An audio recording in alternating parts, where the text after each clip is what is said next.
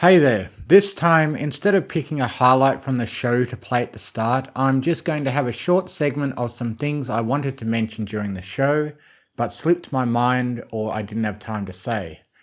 First of all, about Age of Empires 4, I wanted to say that it has some of the most amazing controller controls I've ever seen in a real-time strategy game. They are so good, I would rather play it on the console with the controller than with a mouse and keyboard on the PC. It combines the use of either pressing or holding each button to perform a variety of different actions that would require a different hotkey on the keyboard each. There's a button for selecting all the units you can currently see on the screen, a button to select all your military units on the whole map, a button you can hold to select an adaptive smaller group of units depending on how long you hold the button, and a quick radial menu that you can save and reselect groups of units with. And all these are displayed on the screen to remind you until it becomes second nature. On the other hand, I think V Rising should really have controller compatibility. It currently doesn't. Hopefully it will on its 1.0 release. Hey there. This is even more future me coming to interject on past me to mention that I did read an update from V Rising and apparently full controller support will be implemented in 1.0. I just agree with Shakes that the controls with the WASD on the keyboard for movement and mouse for aiming while also trying to control the camera with the mouse too makes combat quite awkward, and I often miss with my important spells coming off cooldown. Now go ahead and enjoy the rest of the show. I might continue to add extra comments at the start of each episode from now on, because it's so often I'll regret what I didn't mention afterwards from being pressured to move on through the topics. Game begin. The Mystery Gaming Bros are awesome! The Mystery Gaming Bros know how to party! Welcome again to another episode of Mystery Gaming Bros, where a bunch of bronies talk about video games. This time, however, being able to hear what my co-hosts Shakespearicles and Cashflow have to say will require a $5 microtransaction each, in addition to this episode costing 110 Australian dollars to start with. Then for each game we talk about beyond the main topic will require the premium track of the season pass for $15. Just kidding, this is not a quadruple A podcast yet, but maybe one day. What have you dudes been up to? Every additional podcast will cost you $1.99 to listen to. And now that we've alienated 99% of our audience. Yep. Just like Capcom did with Dragon's Dogma 2 recently. My buddy just brought that up to me today, like literally maybe 3-4 hours before this podcast. He was telling me about how one of the things that would happen was if you played a character or a specific character like 10 times in a row or something along those lines, it essentially just screwed you over because now you had to pay for the additional characters. So what's the situation there? I don't have too much of a dog in this fight. Yeah, you only have one. Turning my volume down a bit. You only have one save in the game, just like with the classic Pokemon games and the Animal Crossing New Horizons Island. You have one save file and that's it. And if you want to change what your character looks like, you have to buy a microtransaction. Or it does turn out that you can earn in-game currency to change the look of your character. But basically, you're stuck with the character that you make forever. You can't delete and start the game over because apparently your saves are stored on their server. So that's one of the big complaints that a lot of people are having about Dragon's Dogma 2 recently. Like this, I just pulled it up on screen. Yeah. Like Jesus. So they've got all these microtransactions and premium currency and stuff. Although what I have learned from doing some more research about it is that all those things can be obtained in game through just grinding in game, and it's probably not too bad of a grind. These are just like time saving measures. So all that stuff you can still get in game without paying for it. But what's really scummy about it is that, they were advertising that the game was coming out soon, and they said absolutely nothing about the fact that they were going to throw all these microtransactions into the game until it launched. So people didn't even know all this stuff was going to be there until launch day when the game went out. And all of a sudden people saw that there's all this DLC purchasable, and there's like an in-game shop. Your character is stored on their server, so there's no offline play. And it's a single player game. As far as I know, there isn't actually any interaction with other players at all in the game. So this is all completely pointless. There's no reason for for them to have you play the game on their server rather than just off your own hard drive. So yeah, those are some of the issues that a lot of people are complaining about. And they couldn't charge you more monies. Yeah, and I mean, the game already costs, like a Zelda Tears of the Kingdom level price that people were complaining about not that long ago. How much is the game? I don't actually know. Well, it's 110 Australian dollars, so that's probably like $90 in US. I don't know. I guess you'd find out what the price is on your. Yeah, that's true. Yeah. So that's screenshots from my Australian Steam showing Australian dollars. But yeah, $110 here in Australia. Ooh, baby. And that's probably $80 to $90 in the US. It's 70. 70. Yeah. Yeah, that's the price that people were complaining that Tears of the Kingdom was compared to $60 of the Breath of the Wild and stuff like that. So like I think games are due to increase in price, but to both increase in price and have microtransactions tacked onto them is just, it's just getting really frustrating for a lot of gamers lately. And it's just getting worse. These single player games. We've talked about this before extensively. The crazy thing is you have to understand that the $50 price point for video games has existed since the early 90s. Yeah. Like, I remember when I was young and working my first part-time job, saving up to get like getting Mario Kart for the Super Nintendo Entertainment System, and that was a $50 game. And that hasn't changed in like 3 decades. And so now for it to go from 50 to 60 to 70, like the price point for a AAA video game is actually behind on the inflation curve. Yeah, I agree with that. It actually should be closer to $90. And the way that they bridge that gap, because if you start charging $90 for a game, that's going to be something that most people are going to say no. And you need to still get sales. Yeah, the cost of technology has come down. A lot of the coding costs have come down with AI assistants and whatnot. But like they still need to pay their workers, and these are huge publishers. And so the way they do that is by having these sort of microtransactions. Now, the way that these work, the only time I have problem with microtransactions, honestly, personally, is if it's a pay to win in a competitive environment. If it's a single player game and there's like additional content that you could buy a la carte, like just like, hey, if you like this game and you want to play more of it, you can buy these expansions to it. It's kind of shitty, but it makes it so more people can buy the base game at like $40. And in terms of these sort of like microtransactions, when it comes to stuff that you can get in game, I feel that as long as you can earn the stuff all in game, which you can in this case for Dragon's Dogma, then honestly, all you're doing is saving time. Because for me, like I could spend an hour grinding to get this particular currency, but I could go to work and get paid for that hour and spend a hell of a lot less by just buying the stuff directly with my money because my time is worth more. Now, if you're a kid and your time isn't worth anything because you can't be employed, you have the time to spend to grind for the items. But if you're an adult and you have a limited amount of time to play the game and you don't want to waste it grinding, the microtransaction represents a convenience. And as long as you can still get that stuff in game and it's not a pay to win and it's not a competitive environment, then all that does is just keep the base price of the game lower.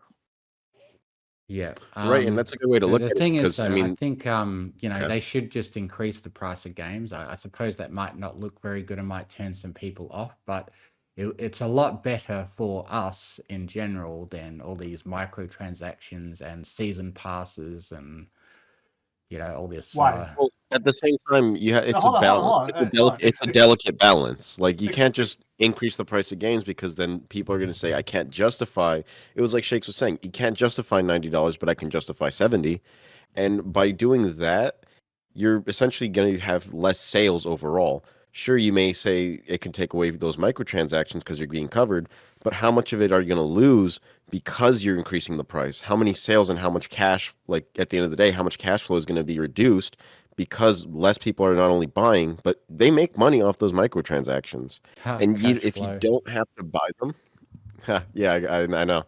But what's it called? If you don't have to buy them, like Shakes was saying, if it's non-competitive environment where it just kind of, like say it's all what's the term? It's all fashion based. It's all like, oh, I want to look better. Or yeah, I don't have time to play video games nowadays. So it's like, yeah, sometimes I'd rather pay. I'd rather pay to have that little extra boost so I can, keep moving forward and not spend all my time grinding because that to have like an hour or two to play a day and to have to spend the majority of it grinding, I just doesn't work out. and I those just of don't want to us do that. and those of us that have the money to spend to throw it at the game, that pays the game developers the extra money that they need to bridge that gap, and it lets other people who otherwise would not be able to afford the game buy the game at a lower price point. So just flat out raising the price of the video game overall, it just gatekeeps poor people. Yeah, I suppose so. What's it called? One other thing about it is, Yeah, I mean, I wanted to you're play. not wrong in that we've been spoiled. I think, yeah, we've been spoiled by the $50 video game since that's been the industry standard for so long. But I've talked about this with other friends as well, and yeah, everyone's already kind of expecting it to increase in price, or at least anecdotally, that's what I've been feeling. Simply because of that reason, it's like, yeah, we've been spoiled. It takes a lot to create a game, and especially a AAA game. Yeah, and I'll tell Just you do the what, math. this is strictly a AAA, and I'm not even gonna use the term quadruple A because that's dumb. Okay, but this is Yeah, strictly a AAA game discussion. This is a AAA game problem because what this is going to do is this is going to just bolster the independent game scene, which is already blossoming. yeah. And That's a good thing. the more that the AAA game industry keeps having to raise their prices, even if they're not doing it maliciously, the fact that they have to just to keep maintaining this level of quality that the consumer base is coming to expect, what that does is it creates a competitive niche for independent game developers to make games that are cheaper but just as fun. Because Mm. I think people now are getting to the point now where they're starting to realize it's not about graphics anymore. We don't care how many pixels there are. We're already playing in 4K. It's Oh what yeah, we're focused on now is good gameplay, and so there's tons of independent games that are just amazing because of that, and they yeah. don't need to have You'll amazing graphics especially or the see amazing that. price point. You'll especially see that when I show you Tiny Rogues soon. I And was what gonna say, $5 can get you. um, it's also at the end of the day, it's similar to writing. Story trumps wow, what was it? Story trumps graphics. And what that means is that, if you have the good fundamentals of a story, if you have the good writing down, people are always going to come back to it. It's better than doing, oh, I believe it was story trumps trends. So you can see that in like revivals, like I think the Powerpuff Girls revivals, how they just had random nonsense that was just, of the day, basically TikTok trends, things along those lines, and it died off immediately. yeah, Whereas the old classic one has better writing, has better visuals, and people every once in a while you bring that up and they're like, "Oh my God, I remember that. That was such a great, show." And people every once in a while will go back and watch it. So it's yeah, it's one of those situations where if you have a good game that's fun, because at the end of the day, that's what these games are for. They're escapism. They're escapism from your regular life to go enjoy uh, a 2-hour gaming session where you're killing fucking monsters. You know what I Yeah, mean? and Like, and like in addition to like a good story, trumping graphics, all right, but like there's plenty of games that have poor graphics and virtually no story, but they have fantastic gameplay. And I think what yeah, it ultimately boils down to is you can tell, the consumer can tell which video games were made with love and which ones were made to become a cash maker yeah. because it shows. Yeah. It shows in the So quality. I want to It doesn't have play to do with Dragon's quality of Dogma 2, but it's unaffordable for me at the moment. I'm still having to stick to pretty cheap games lately because I'm barely surviving my rent price at the moment. So I will probably not be able to play Dragon's Dogma 2 until I can get it by some other means, if you know what I mean. Yeah, rent prices. Don't even tell me about rent prices, man. Oh yeah. It's starting to hurt, Oh yeah. especially where I'm moving to. It's like, oh, my bones, Yeah. my wallet bones. Anyway, if that's all we want to say about that, I thought maybe you could give us a Helldivers 2 update, Shakes, for those that are interested in that. All I right. haven't Well, even started. Let's see it. have you not played it yet, Cash? I played it. I still have footage actually. Yeah, he of me showed us playing. footage of him playing it last episode. All right, cool. All right, so as of this posting, Helldivers 2 continues to be more popular than God. It's a fantastic success story. They've sold 8 million copies as of this date. It's got over 250,000 Steam reviews of very positive or better. Um, the um, the the Galaxy strategy of it has had several updates, keeping the fan base engaged. So they keep, changing up. There's new major orders. Everybody gets new minor orders every day. You're motivated to come back and play as often as you can, but you're not punished for missing out on anything. You still, will get the major rewards if you, play during those time periods. Yeah, because I think you were They have, complaining earlier about having to go to work and, having to leave your leave the fictional world behind that you're trying to defend Well, from aliens.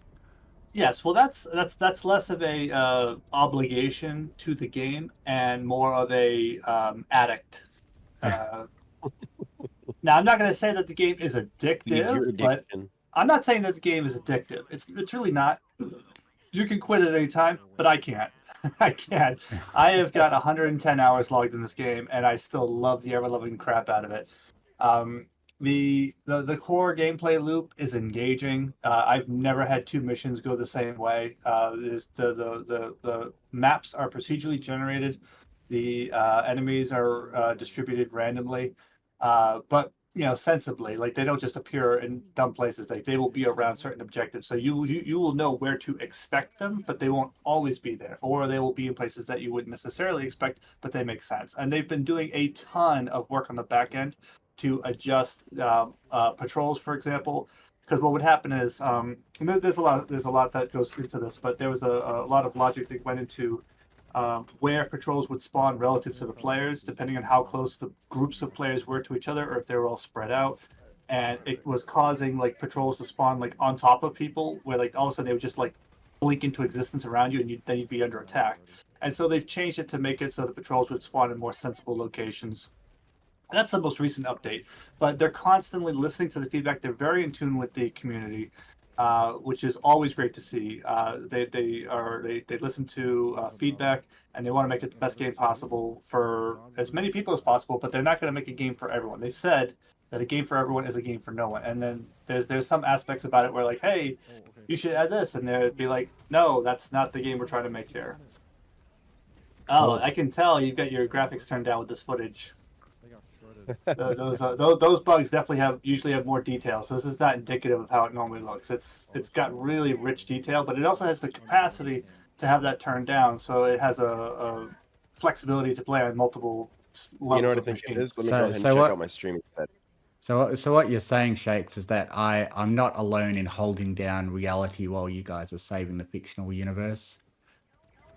Right. I made that joke in the Discord. I understand that that Helldivers is not a game for everyone. Like you have to like be doing a run and gun sort of arena shooter, swarm fighting type of game to begin with, which I wasn't a huge fan of it, and also like I wasn't really a big like military game fan at all. Like I actually just did a blog post about this recently. But the thing that really struck a chord with me for Helldivers is the fact that it's capital F fun, and it's chaos in a can. It's you could have everything under control, and then something could happen. All of a sudden, the entire mission just goes crazy, and and I mean that, you know, in both the good way and the bad way. Like, you can have things legitimately happen that would throw off your mission, or there could be an in-game bug that still needs to be worked on. But it's kind of like the early days of Skyrim, where it's the Wild West, and you could have like a horse walking up the side of a mountain.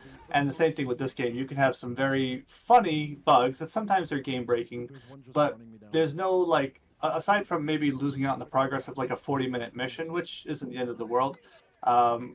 You know, it's still pretty funny just to, you know, shoot a bug and then watch it just like go off into orbit because something happened with the game, and now it's Yeah. leaving the game. It looks like there's a lot of bugs in the game, like heaps Yes. of them. And this is actually a very early on mission. I think we were only playing on like medium or hard. Well, if you Probably look not in the even top right medium or corner there, hard. you can see the level 4 there, so I know you're on challenging. Oh, okay. So you got trivial, easy, challenging, and then hard. So yes, this is hard difficulty. But you've got a stalker that's showing up, which can, Just gotta Got a turn what? those off. yeah. Oh, the so like, sucker over there.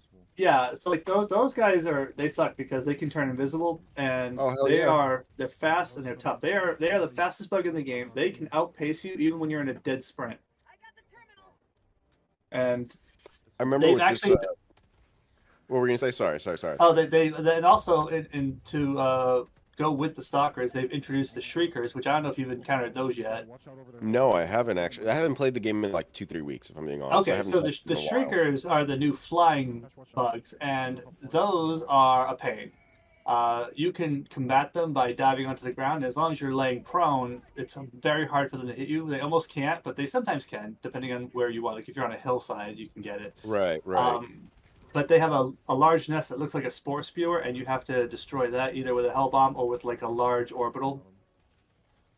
The game's fantastic. It's a ton of fun, and when you're not getting your absolute butt kicked in by these things, you can have a pretty significant power fantasy calling in these airstrikes and having these massive explosions. And Hey, the so, game just has a fantastic sense of comedy. What is its microtransaction status? Okay, so this game, first of all, Helldivers starts at a $40 price point, and there are microtransactions only for in-game currency that you can earn by playing the game anyway. So again, it is just a convenience to save time, but there's nothing that you can buy with cash that you can't earn by just playing the game. And I will say, for a fact, that you can play this game, you can earn the currency quite fast. So there's really no point in spending the money on the game unless you just want to support the developers. Now, for the season passes, only cost in-game currency. So again, it's like it's called super credits, but you can earn them just by playing on the missions. Okay, cool. And like there's one particular one that I was able to unlock by buying the Super Citizen supporter pack, and I didn't need to, but I love this game and I got it to support the developers because I wanted to vote with my money and say, hey, I would rather give a full $60 to this game rather than spending it on something like Dragon's Dogma. Because this right here, this is how you do it right, and it's a small development team, and they're very successful, and it's just fun. Yeah, cool. I have to agree. I mean, this is one of the only games I've played, and this is one of the games I haven't played too many games in a while that made me just, get so immersed in it. I think the last time I played a game like this was Hell Let Loose, where basically it turned into a World War II RP session between everybody in your squad. Yeah. It is so much fun. It's similar to this game. It's similar to this Yeah. game. It's just heaps and barrels of fun. You get lost in this. You get lost. Yeah, to steal a phrase, you get lost in the sauce of having a blast with random strangers at that. That's the crazy part. Yes, that's another one of the strengths of this game. I have never had a better experience in other games playing with random people. Like there's been so many times where I just hop on and then join a quick match, and there have been some people who say like, oh, there's people out there who are doing friendly fire, or there's people out there who are griefing and kicking. Like, I've never experienced that. I'm not saying it's not happening. I'm sure it is, but like Right. I've never had that happen to me. You know And I've what's played even for worse than 110 that? years. Even worse than that is the hugging that goes on. That's Yeah, so gay. It's a little lewd. It's a little lewd, if I'm being honest. There's lots of hugging. Is this you not figuring out how to turn the radar dish? Yeah, that was me not realizing that the radar dish was fucked. I was like, what the heck is happening? All right, so listen, this is a point of advice. This is to anyone listening. Okay, as soon as you see stalkers, you need to destroy their nest as a priority. All right, those things are annoying. All Oh, and right. I got fucking biled on there. That Yeah. thing fucking came on me. So All right. Well, yes, I mean, yeah, Helldivers is a great game. Get it. If this even looks even 100% remotely fun to you, definitely get it. It's the best game of its genre I've ever experienced. And it only gets harder from here. That's the better part. To me, I think that's fun because it's more of a challenge. This is only level 4. This is only Yeah. challenging tier 4. Like, there's how many is there? 6? Is that There's 12? 9. My There's bad. I 9. meant It goes up to 6 9. more. But that's the thing too. Like when you play on level 1, it's literally called trivial, but it is very approachable. It's a great way to like learn a new weapon. You know, it's almost like the shooting range because there won't be any like spawning holes for bugs. Like they'll just be the patrols that are on the map, and that's it. I remember we and- would sorry to interject here real quick, but I remember what we would do is we'd run up to those holes and toss a nade in them. Yep. We did not understand at first what would happen, and yeah, a few of us just stood right by the hole. We got blown to bits, like literally fucking launched us into the ocean kind of shit. Yeah. It was funny as hell. Well, that wasn't supposed to happen. That was an unintended effect. But you know, that again, that's one of those game bugs where it's the early programming needs to get fixed. I've had that happen where I've gotten launched because of physics that weren't supposed to happen, and those are things that they've been patching. But in the meantime, it's entertaining because this game is just really good slapstick. You know, it's grade A tomfoolery shenanigans. cool. No, and I agree 100% because some of those shenanigans, like you said earlier, it's fun. At the end of the day, it may be like a glitch, but as long as the glitch isn't game breaking, it just turns into fun randomness. You know what I mean? It's like fucking Pinkie Pie. You never know what the hell's gonna happen next. There's been a lot of people who have been complaining about the game because it had a poor launch because the problem was that it was so successful that the servers were swamped. And so people were complaining, oh, I can't even get into the game. You know, what a lousy game that you can't even get into. This is such a bad game, you know. And I thought that was a very hollow complaint because that's like me saying, oh, I went to go see Avengers on opening night, but the tickets were all sold out, so I didn't even get to see it. Therefore, Avengers is a bad movie. Bad movie. Yeah, You know, I definitely and- didn't expect their What's the success. longest that you waited for the game, or to get into the servers? Well, I mean, there have been times when I didn't get a chance to play it all that night because I mean I didn't want to stick around for however long it was going to take for them to fix it because some of these problems took days to recover. You know, like again, they got 400,000 people like immediately, and they were only prepared for like an eighth of that. They were not expecting the kind of success that they had, and so all those critics that were complaining about the server issues being a problem for them is just punishing them for the success. I remember the longest for me, it was about 2-3 hours. It was on a weekend, so I was like, all right, I have the time, I want to play, you know, it's a new game. And yeah, it took quite some time before I was able to finally get in, and quite a few launches, like relaunches. Yeah. But ultimately speaking, it was still worth it. Yeah, and I will reiterate that the development team for this game has been extremely vocal, communicating with the community to let them know, hey, you know, like we're having these problems. We know that you guys want to get in, but we're working on it as hard as we can right now. And they've always kept that line of communication open.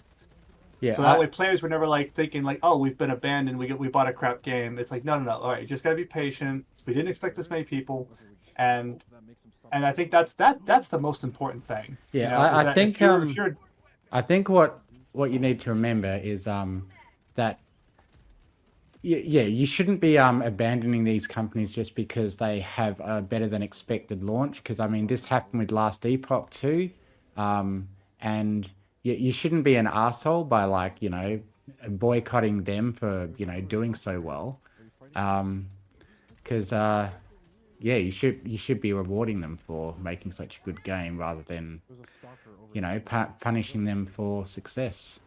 Yeah. Now, most of the critical reviews that I've read like have that understanding where they said like, okay, yes, we understand that the servers are like swamped right now because it's more popular than they were expecting. So most of them are pretty understanding. But like for example, there was this one article I read like by the Jimquisition, where like that was the core of their complaint, was that they couldn't even get into the game. And I'm like, well, I'm sorry, like it was more successful than they were anticipating, and if your entire judgment of it is based on that, then you're an a-hole. Yeah, I don't like seeing people, be a-holes like that. Like I was seeing it a lot in the last Epoch community as well.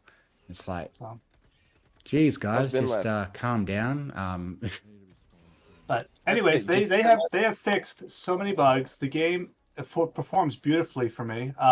They're still making minor bug fixes. They fixed like the matchmaking, the cross-platform correcting. So they've made it so that you can make friends, because it's available on PC and PlayStation, and so you can play cross-platform, which is great. Not Xbox. There's a lot of people who want to come to Xbox, but because this is a Sony distributed game, that's going to be a tough sell. They haven't out and out said it's never going to happen, but it's unlikely to happen very soon. That's too bad, because like if it managed to get onto Xbox, that would be a industry first. Yeah, man, I'm starting to wish I got a PlayStation, because there's a lot of other games, like a lot of Final Fantasies, that I have to wait a long time to play. I would tell you to save up, get a PC. That's what I would tell you, but y'all do you. I've never touched the Final Fantasy series. I've heard it's good.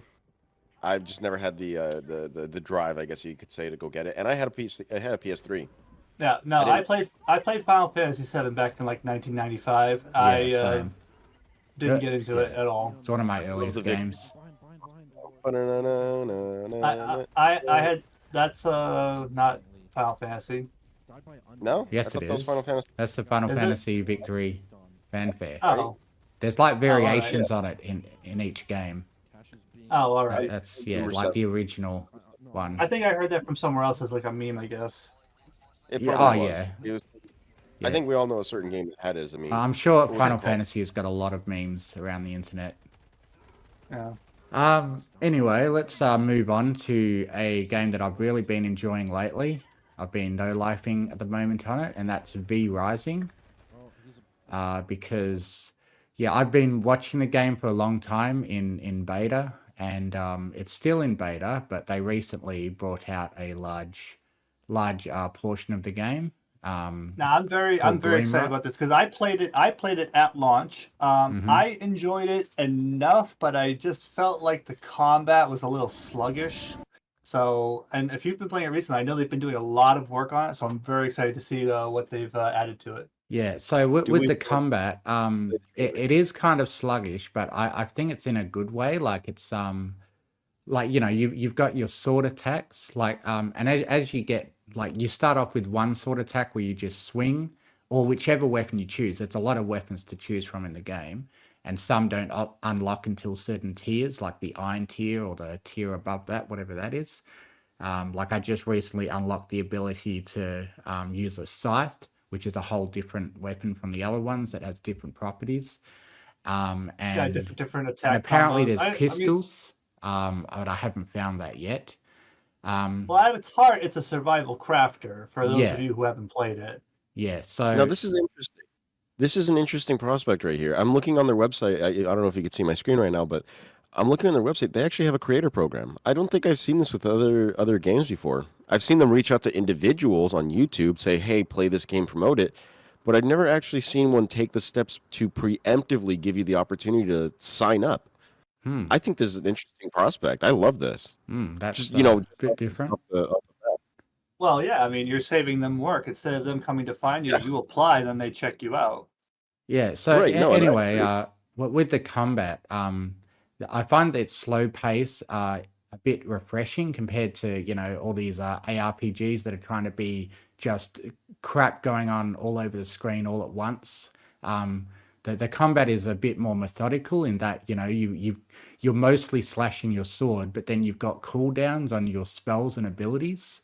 Like my favorite spell at the moment is the one that shoots a projectile, and when it hits the enemy, it spawns a skeleton next to them that will help you fight them. Like I always tend to go for summoner like builds in most games like this. And yeah, so you only have, you got a large cooldown on some of your bigger spells. So yeah, you're mostly using your weapon, and your special attacks and the weapons have got a cooldown, and you've got a cooldown on your spells.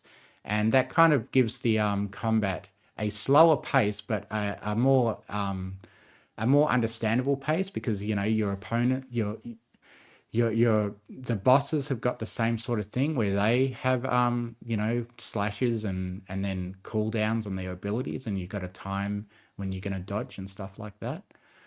Now, as a vampire fan myself, I have to ask you, now, have you seen the show Preacher on Netflix? No. All right. So in that show, there's a vampire who's Irish. He's like 400 years old. Not important. What is important, though, is that whenever he goes out, he has like one of those big Vietnamese cone hats to cover himself. And he also carries an umbrella around. And that's how he goes out in the daytime. And I'm thinking to myself, like, why doesn't the vampire in this game have an umbrella for the daytime? I just feel like that would be a useful thing to have. Yeah, I suppose that makes sense. There is a really cool mechanic when it comes to night and day, where obviously at night you can go out and you can do whatever you want, but during the day you've got to worry about the sunlight. But what's pretty cool is that it's got this really cool shade system where you can literally just use the shade from a tree to protect yourself from daylight. So when you're going out during the day, you've kind of got to like dash and run in between sources of shade, and quite a lot of shade is like, you can see in here, each of the shade from those trees, you just got to run into that shade within like, I think 10 seconds before the sun starts hurting you. And so you're still able to play the game pretty well during the day. It's just it has the added difficult element of needing to keep on seeking shelter under shade. But I find that it's a really fun mechanic. So like if you're fighting a boss and it turns to day during the boss fight, it gets a little harder, but not impossible, as long as you just seek shelter. It's kind of like an extra AoE to avoid the AoE of sunlight. The blood bonus is still the same? Okay, so what happens is you come across enemies that have got different percentages, and I think it's kind of randomly generated. So you can come across a wolf that's got like 5% blood quality. And yeah, what that percentage does is there's different types of blood. So you've got creature blood, and yeah, if you get an enemy with 5% creature blood, it will give you certain bonuses, depending on how much percent it is. But if you get like an enemy, like there's different types. So there's like warrior, and there's brute and scholar, and they all have different effects depending on how high their percentage quality blood is. And it's sort of randomly generated, so you've actually got to go and hunt around for these enemies that aren't actually any stronger. It's just their blood is a higher quality, and you want to try to feed on them, and then they will give you a limited you use blood to heal yourself. So you spend blood to heal yourself, and if you get low on your blood, you've got to go and eat someone else to replenish it, and hopefully you can find another one with a similar or higher percentage from what you're using. But later on in the game, what you can do is you can start imprisoning villagers or other, NPCs, and locking them in cages, and then you can just continually tap them for their quality of blood permanently. So in my base at the moment, I'm trying to, find enemies with as high quality blood as possible. And then the really hard part, is not hurting them enough to kill them, but to get their life low, and then you dominate them, use a dominate spell on them. So it's kind of like capturing a Pokemon. And then you've got to try to get them back to your base. And while you're dominating them, you can only use your main weapon. You can't use any of your other spells. So then there's the challenge of getting back to your castle with that dominated NPC. And then being able to either lock him in a cage so you can take advantage of his blood whenever you want, or you can turn him into a vampire, which has like a timer on it, like it's 30 minutes to turn someone into a vampire. And depending on the quality of their blood, it determines how good of a vampire they turn into. And then you can use those vampires to go out on hunts. So you you gear the vampires up with the same kind of armor and weapons you're gearing yourself up with. So in addition to getting the materials and stuff to equip yourself, you're also getting it to equip. At the moment, I'm up to having six vampire minions, and then what you do is you send them to places on the map to hunt. And this is where the game gets a bit grindy, because these hunt times are things like 8, 16, 24 hours you can choose, or 2 hours if you want. But that time passes when you're offline and, going to work in real life or whatever. And the game has an emphasis on going into actual servers. You can go into PvE servers where you're just collaborating with other vampires, or you can go into PvP servers where you got to worry about your castle getting raided by other vampires, which sounds a bit brutal. I haven't tried that yet, and it sounds like it might be a bit too frustrating to have to deal with that kind of loss of progress. I'm not sure how brutal PvP is, but yeah, that's an option. Well, it's for a certain kind of player. Yeah. It's not for Right, everybody. right. So I'm just playing PvE, but also what I can do in PvE is if someone's abandoned the game and they leave their castle, because you can like build your castle on all these plots all over the map. And once you claim a plot, that plot becomes yours. And yeah, you can go to other people's castles. And if they've abandoned their castle, because you have to supply your castle with blood, and what happens is the time that your castle will persist offline will have a certain timer. So at the moment, I can be off the game for I think 5 days before my castle will start to decay, which is quite a generous amount of time, but it can actually get higher once you get to a higher tier of castle, I believe. And yeah, as long as you play come in and put more blood in your castle, which just involves killing some people, not very many, to just have your castle persist. Okay, so just a quick question. Yeah. As a prospective consumer, I mean, I already own the game. I'm just playing devil's advocate here. Now, if you're playing in single player, does that matter? Because like that's not saved in a persistent world. It's just saved in it's kind of a static environment. Or is this the sort of thing where like in order for this game in order for your castle not break down, you have to come back like at this point every 5 days just to refresh it? I don't actually know much about that. I wanted to go on a PvE server so I could come across other vampires and stuff. I actually had a vampire help me with a fight once, but most of the fights I did on my own. But it's a pretty low population Australian server. I understand. Yeah. No, I'm just asking because like I like games that like can reward you with like progress but offline time. So like you feel like while you're sitting at work, like, oh, that's okay, my guy is doing some hunting, and when I get back when I get back home tonight, I'll have some stuff ready for me. Yeah, you'll have your vampires come back with a bunch of loot in their inventories that you can retrieve, when you get back. But what I don't like is games that like you require you to come back, otherwise things start to deteriorate. Yeah, I think it's pretty generous so far, like 5 days with this tier 3 castle that I've got. It starts off with like, I think you have a max of 2 days when you first start your castle.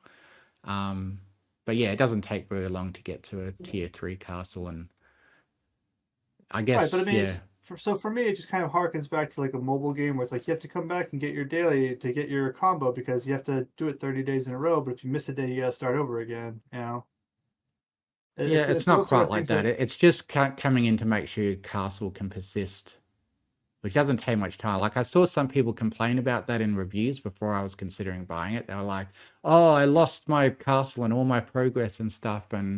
But from what I've seen so far, as long as you get log in every 5 days and just go and do one raid on a town, you'll be able to get enough blood to keep your castle persisting. I guess it just really depends. Like there was a game I played called Conan Exiles, and that has a similar sort of thing. And yeah, it did piss me off when twice now I've lost all my progress on Conan Exiles because I just get distracted. But that was usually for a whole month. So I'm yet to see if that's going to happen with this game. Like maybe I'll be done with the game when I decide to stop playing it for an extended amount of time. but we'll see. Okay. Yeah.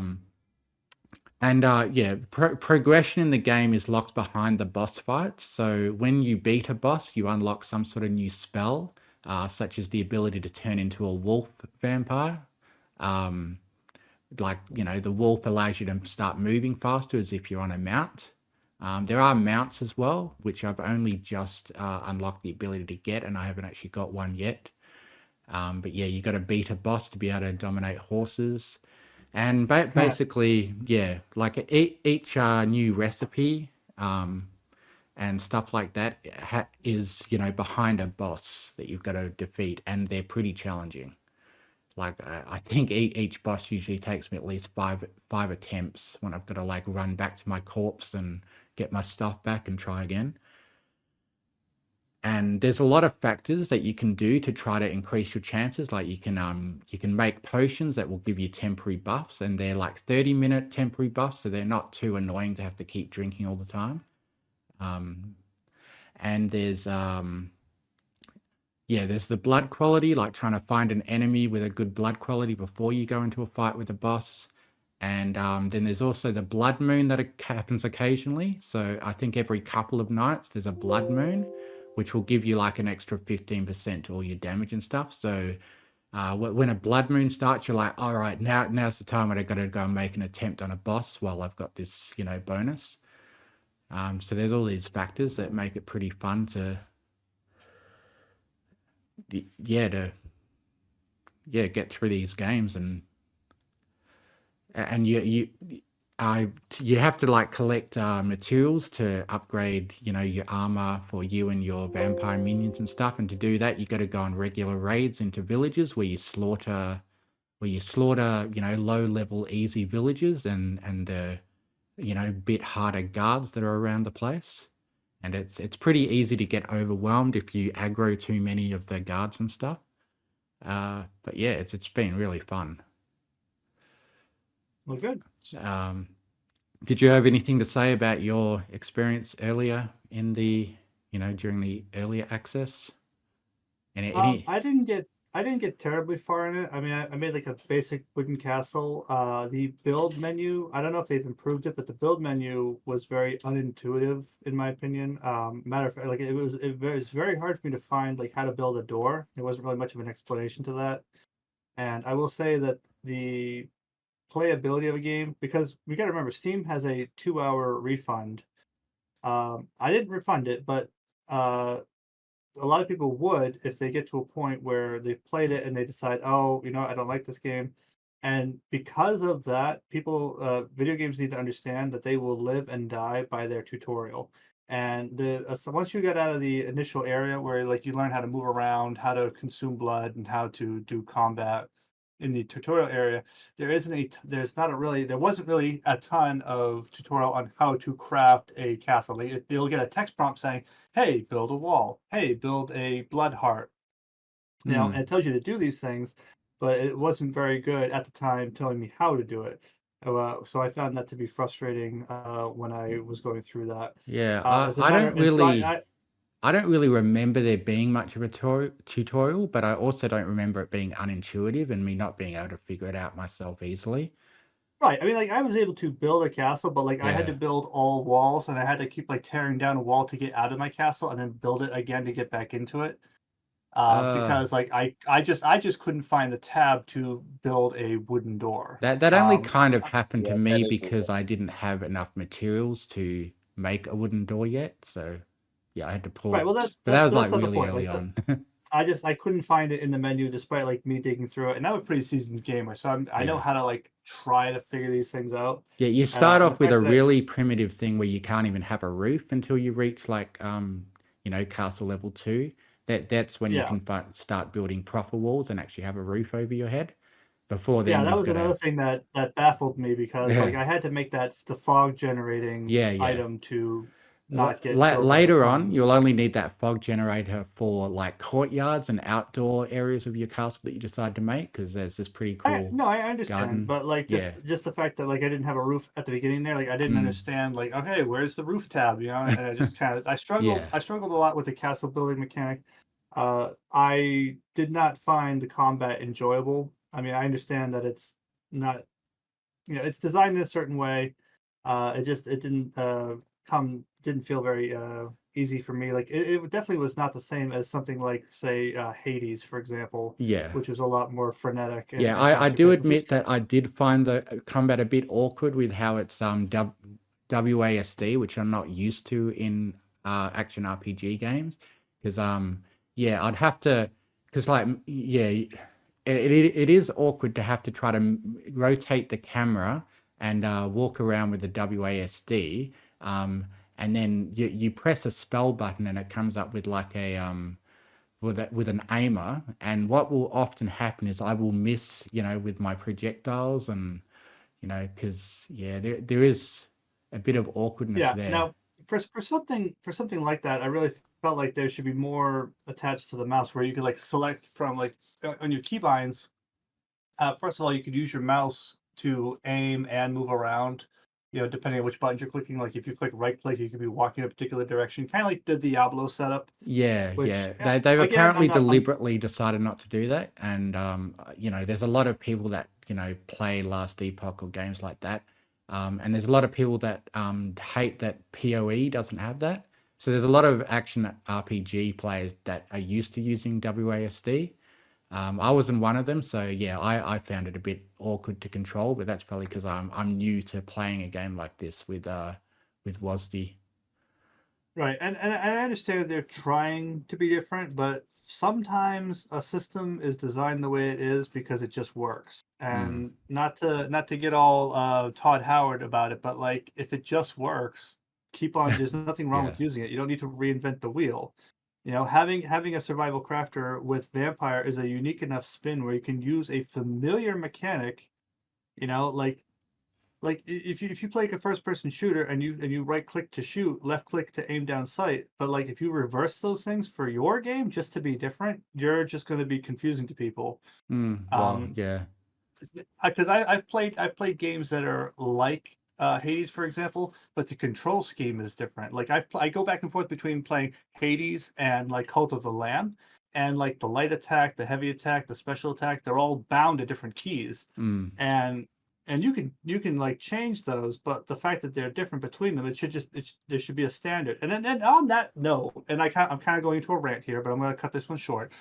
On that note, like the different keys between a Nintendo controller, an Xbox controller, and a Oh PlayStation yeah. controller, they need to get together and just decide on a standard and stick with it. I've Because heard that the reason they do that is for copyright reasons. They have to have their controllers be unique from each other, even in, what buttons do what sometimes, just to, yes, hold on to but their the one copyright. thing, the one thing that Nintendo, Sony, keyboard, and even mobile games all have in common is the X button. Yeah, well, not always, because like literally when I get my Switch out, I have to, and I'm navigating the shop. Their confirm button is A and their cancel button is B, which is the complete opposite to what it is on Xbox. So I'm navigating the menu in Xbox, and the cancel and confirm buttons are opposite from what they are on the Nintendo Switch eShop. So that can Right, get but pretty all right. annoying. Okay, so I know the joke just sailed over your head, but the theme tying them all together is the X button, because on mobile games you hit the X button to close the ads. All right. I'm not gonna lie, that one went over my head too. Yeah. I didn't catch All right, it's a visual joke, I guess. that. Did you get it That from a one's on meme? me. Gotta ask. Did you get it from a meme? Yeah, Okay, that makes a lot more sense because that's the first thing I envisioned. Like, I'm just envisioning the X button for the Xbox, the X button on the PS3, and then all of a sudden, you have a screenshot of, oh, hey, close this ad. yeah. And the Nintendo Yeah, controller you has an X gotta button you as gotta well. get brave, Cash, if you want to stop getting all those ads on YouTube, because ads on YouTube are getting worse. They're getting Or, more and or, more frequent. or you can Yeah. always just download AdBlock. Yeah. It didn't work for a Oh, little bit, but yeah, they updated it. It works now. So okay. instead of switching up my whole browser, I'm just gonna turn on Fair, AdBlock. fair enough. I will Yeah. say though, like, listen, you guys are probably too young to remember the console wars of like the early days with Nintendo and Sega, but watching this fucking arms race between the ad block and the anti-ad block software, it's It's like interesting. our generation's Cold War. Yeah. This is It arms really is. race. You know, one But of them takes the lead, then all of a sudden the other one comes up sorry. with something new. It's Just quickly, when I uploaded some of the earlier episodes of this podcast, because it's like usually a 2 hour long show, I decided to see what would happen if I just set it to, put ads in by default. And you know what it does? It puts an ad in every 5 minutes if I let it do the default, you know. So I have to manually go in and make sure the ads are only every 45 minutes, which is what I think is a more reasonable amount of time between ads. But yeah, if I just let it go by default, and obviously what a lot of YouTube channels are doing that are just, content farms, that are just, putting out, trash to, make money, that they will leave it on the ad every 5 or even less minutes. Like I watched a Penguin Z video the other day, and it was 8 minutes long, and I had to watch, I think, 4 ads, and they were like segments of 3 ads each on an 8-minute Thank goodness video. we're above all that. Yeah. And that only happened because I was, because on my phone, I usually watch stuff on Brave, on the Brave browser on my phone. But sometimes if I click a link or something, it'll open it in the phone app of YouTube. And that's when I experience what the ads are really like. And it was absolutely awful for just an 8-minute Penguin Z video. It's so wild when I hear people complaining about like ads on the internet because, like, again, I use ad block, so like I don't see any of that. Yeah, Right, but it's right. getting worse for the ordinary people that don't use ad blockers. They're just getting so aggressive with the ads, and that's why they're trying to ban ad blockers as well, and trying to get people to have to buy YouTube Premium if they don't want to, be extremely annoyed with, what's now become worse than TV. It's ads on YouTube are now worse than ads on TV. Well, there's no such thing as the free internet, and they want to ban ad block for the same reason why they want to ban anything. It's a money issue. Yeah. When But for a that's what it while, always comes down to. for a while, didn't they make it so that I'm trying to think. I remember when they made it so that you couldn't have ad blocker on YouTube, right? Yeah, that existed for a short while, but then they circumvented that. As I remember always. that. I remember that. Mm. That's It what was great. I took that time to read a book. I just stopped watching YouTube. Yeah. I usually watch YouTube on my phone below my TV while I'm playing video games. So Wow, you really are a millennial. yeah, I got multiple screens on at the same time. Yeah, like on how on TikTok they've often got like a video playing while gameplay is playing underneath the video, and it's like. Well, it gives you something. Well, here's the thing. Like for us, we have a video playing while we're talking, so it gives the viewer something to look at. Yeah. Right. Or at least, something along those lines. If not a video, then going through, like, for example, V-Rising's personal website, from the company itself. Mm. Yeah, Yeah, a little bit of different. visual stimulation. For me, I'll typically go out to like a bar on a Friday night to read a book. That's what I like to do. There's a cigar bar down the street from my work. Oh, amazing. It's nice. Classy. Oh, hell yeah. Sit down with my book, buy a cigar, buy a beer. Yeah, the last time I read a book, I was literally homeless. So the way I see it, it's like while I've got access to technology, especially after my experience being homeless in the outback, I want to take advantage of all the time I can spend with technology. Well, that's what you get for buying a book instead of a house, idiot. Right. You should have spent that money that you spent on the book. Put it on a down payment. Like, come on, man. Yeah, sure. Stop being so poor. Yeah. Get your shit together. Well, books are free at the library, so. Yeah, so is shelter. Anyway, the next topic I wanted to go into is the ethics of emulation, and about how Nintendo recently shut down a really popular Nintendo Switch emulator. I've got this video. I'm sure a lot of people have seen this video, but it's become relevant again after the recent crap that Nintendo's done by cease and desisting Yuzu, the Switch emulator. So if you just want to play that video and we can commentate on it afterwards. Do we want the sound on? Because I know Nickelodeon's probably going to put their fingers in the pie like, hey. No, I doubt it. If I they do do. believe I would like to purchase one Game Boy game. It's no longer possible to make Nintendo eShop purchases for Wii U and 3DS. What? But I'm willing to pay you. Here. Nope, no purchases allowed. I'm trying to be a good paying customer. Why not put the games on Switch? They aren't available on Switch. Don't you have a Switch eShop? Yep. So you could make your legacy content available there at any time. Yep. I'd like to purchase those games on the eShop with my money, without resorting to piracy, which you so thoroughly despise. So you should make them available for Switch. That makes sense to me. Then do it. We currently have no plans to offer classic content in other ways and also don't pirate our games. That's a good one. I like that. Yeah, so I haven't seen that in forever. So I will state again, as I have before on this podcast, that while I don't advocate for it, I understand that piracy is a legitimate economic force, and this is a fantastic example of when that ought to exist, ethically speaking. yes, like I have this story that I don't know if I've said it on the podcast before, but I've said it in like chat rooms. Basically, I had Windows 7 and I was getting a new computer, and you know, okay, I've lost track. I think I was trying to get a legitimate copy of Windows on my computer because I only had like a trial version or whatever. And anyway, I wanted to get Windows 7, but you know, we were in the Windows 10 stage by then.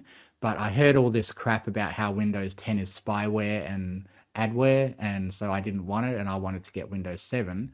So I tried to go onto the Microsoft website and pay for a legitimate copy of Windows 7, and they wouldn't let me. They would only let me get Windows 10. So I decided to pirate Windows 7 because they wouldn't allow me to purchase it. So that's another example of, you know, of Yeah, and of course they would come back. I mean, if they would care to even talk to you, they'd come back and say, "Well, that's fine. Well, okay, well, we're not going to service Windows 7 anymore." In which case, that's fine. Don't service it. It was fine out the yeah. box. That's probably the time when I should have changed to Linux, but I'm just too lazy to learn how to do that. You know, learn how to use Linux. So, yeah, I'll just being a normie and eventually ended up going with Windows 10 and then 11 anyway. And yeah, I know they're spying on Listen, me, but it's all right. Look, I appreciate your willingness to admit that it is out of laziness, but in my experience, I find that Linux is a very double-edged sword to use. there's a lot of Um, things that aren't compatible with it, yeah, usually. first of all, there's a lot of things that aren't compatible with it. I mean, it's great for very specific utilizations, but you shouldn't just get it just for the sake of bucking against the system. The system is it's a rigged game, but it's the best game in town, kind of deal. Yeah, they've got a I remember, monopoly. for me, the way I ended up doing it was my buddy. This was years ago, mind you. I think it was a Windows 7. What was it? He got it off Pirate Bay. So it was a Windows 7 download along with the free code for it. So that's actually what we've ended up doing for all of our systems. Like whenever we have something that we want, even for the server that we ended up buying, we didn't buy a Windows key for it. We just downloaded. Well, we had one. We've had one for I don't know how long now. And all you have to do really is once you get that Windows key, once you have that version, they upgrade you for free. So that's kind of how we ended up doing. We never ended up going with Linux. With what was it? There was Linux and there was was it Opera? Was that another one? No, Another Opera is the web browser. that's the web browser. Yeah. Okay. Well, there was another one that we ended up looking at, but we're like, no, we already have this free copy of Windows. Just use that. And I'm pretty sure at this point collectively it's been on like 10, 12 computers. And they just upgrade you for free to Windows 11 anyway. So it's like, well, you know, save you $100 there from buying it from, you know, in store. Yeah, and it's wild because like they wanted to do it, they were pushing it so hard to have an operating service as a live service, you know, that they could, you know, update even easier than having to go out and buy a physical copy, which was a great idea on paper. And then they realized, wait a minute, we're not going to make money anymore if we do this. So then they went back to like, okay, now we have to sell operating systems as individual products again, and people lost their minds again. Hmm. because Windows 10 was supposed to be the last Windows you'd ever have to buy. Really? I don't actually remember that one. I've been Yeah. using. When did Windows? I remember when Windows 10 came out. That was years ago. But I Yeah. don't actually remember that being part of the package deal. That was like, Well, I oh, this is think the I, You were last I don't probably know if that pretty was the young deal for then. Windows 10 or Windows 11 or whatever the hell it is now. I think they just do it by year now, like Magic the Gathering. Aren't, You know, aren't they still on? Aren't they still on Windows 11? If I remember I, correctly, they just keep Well, I updating know it. I'm on Windows 11 now, but yeah, I just well, remember when 10 was coming out, I was worried about. Yeah, apparently I heard that they will be able to look at your computer and see that you have pirated software, and like that they'll see that you've got LimeWire or booze downloaded, and be able to actually get you in trouble for files that you have on your computer. Like there would be that level of spying is what I heard about 10. But I guess since I haven't been arrested yet, they probably aren't spying to that degree. I also don't think, honest to God, it doesn't seem like that would be something that they'd be really. I don't know. It seems like we're not big fish here. You know what I mean? We're small fry. So it's like I don't think that we're going to be the subject of anything like that. and here's the thing, and this a waste comes of back to the resources. heart of the problem with this emulator. Okay, it was fine for a long time, and then when they tried to make money off of it, That's when that it was was an Yeah, issue. that's when they I swooped think in. another factor was how successful Tears of the Kingdom was on emulator, as well as Metroid Dread. They both ran very poorly on the official Switch hardware. So a lot of people ended up, emulating Tears of the Kingdom and Metroid Dread for a 4K 60 frame per second experience compared to, the shoddy. Because as amazing it is that Tears of the Kingdom runs quite well for its hardware, it's still very bad hardware, and Yeah, yeah, it's very and that was dated. that was what I said when Legends of Arceus came out. I enjoyed that game very much. I like it. I still like it. But I really felt that the graphics was very lacking Oh yeah, for a game that came out on the same system that that Breath of Breath the of the Wild. Wild came out on Yeah, previously, which was a much larger game just in terms of the map. It was much more rich with different textures and environments and whatnot.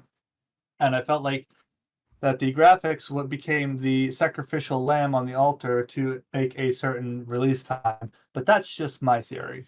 A game theory. did you know that Um, Matt Pat's quit now? I really don't Is care. he? I was gonna say, didn't he announce that like in January or something along those lines? I don't know. But what was I gonna say? Oh, so anyways, the problem whenever it comes to this sort of like legal Sorry, stuff, I've got it always some comes down. music playing that I've got to turn off. Damn it!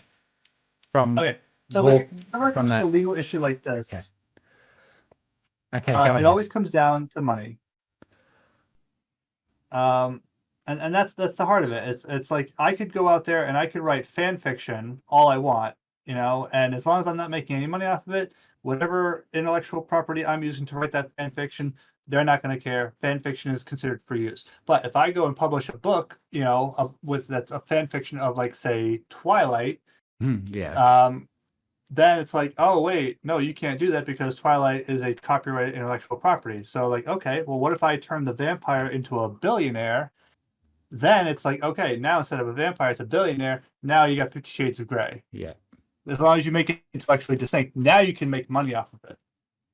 yeah. Which I think you said you were planning to do with your MLP fan fiction, to turn it into an Yeah, original because like story. here's the thing, I could not take my MLP fan fiction and have it like published like with an actual publisher outside of like the scope of like say a couple of shelves at a convention, because that's privately published where I'm spending my own money to publish it. But as soon as I go through like for example, like Dark Horse or whatever to like print a book for me, Penguin House.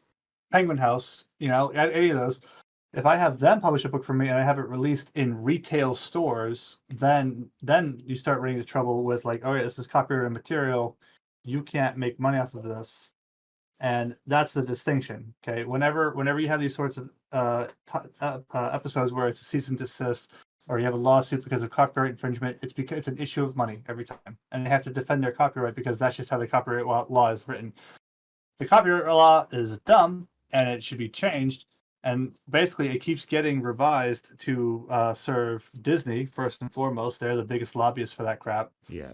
But it causes a lot of it's a lot of problems. But yeah, like the fact that they're being so aggressive about this, and it looks like another emulator has already surfaced, you know, that has just replaced Yuzu. Like what did it say at the top of the page?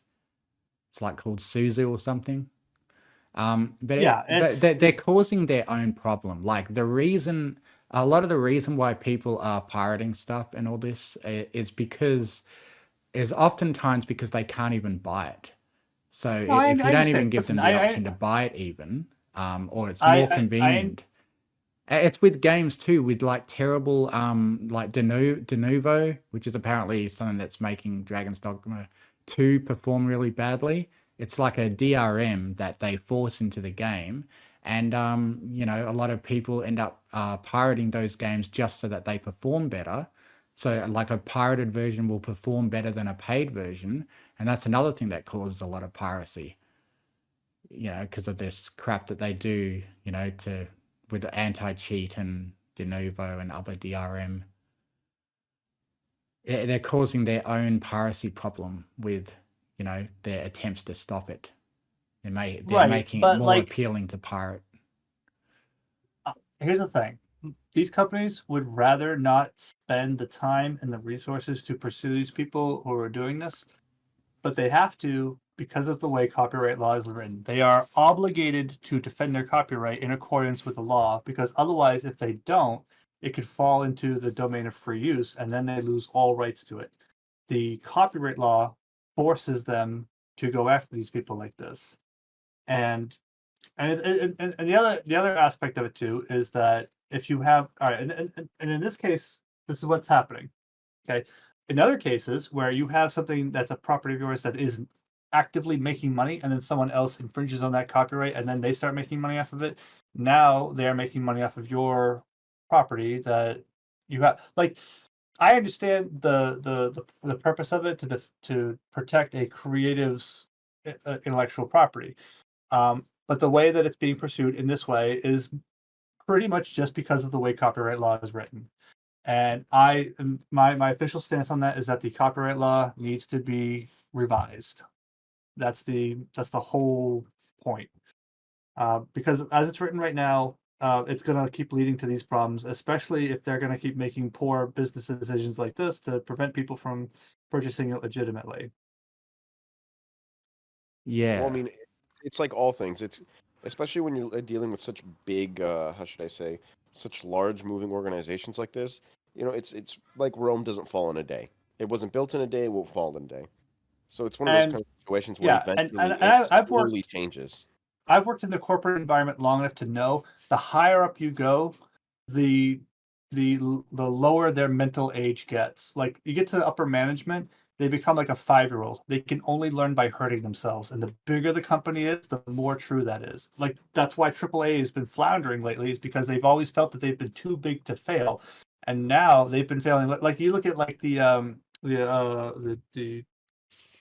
what is it, Suicide Squad game that came out that just is an absolute trash Oh yeah, game. Yeah, and it's because like they that thought was like, oh, like, it's DC, it's a comic book character, we can just make this schlock and people will buy it up, you know, because they're idiots, and they're realizing no, consumers are very smart these days, and you're not going to pull over their eyes anymore. You look at Hollywood, and I'm not trying to get too political, but like, you look at Hollywood and you see the movies that they've been making with the agenda that they've been doing it under, and they're starting to realize, hey, this is not making money. And let's not forget that making movies is a business. The people who expend the money to produce that movie, they want to make their money back, and they're not. You know, and now regardless of where you Right. stand on the politics of it, it's not good for Hollywood to make movies that don't perform. And that's why you see a rise of smaller creators and other how should I say avenues.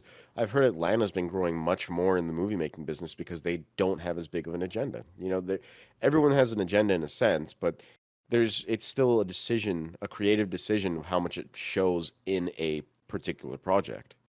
And that's why we see other places beginning to flourish in the movie making industry because, for example, Disney. Disney has had issues. I remember Strange World. Did you guys even see the promotions for that? Did you see any Nope. promotions for that? No. I No. I didn't. And that came out. I didn't even realize it was coming out until me and my buddies were walking to a movie theater and we realized, hey, what is this? Disney's putting out a movie? We saw one poster at the movie theater and it was coming out in a week.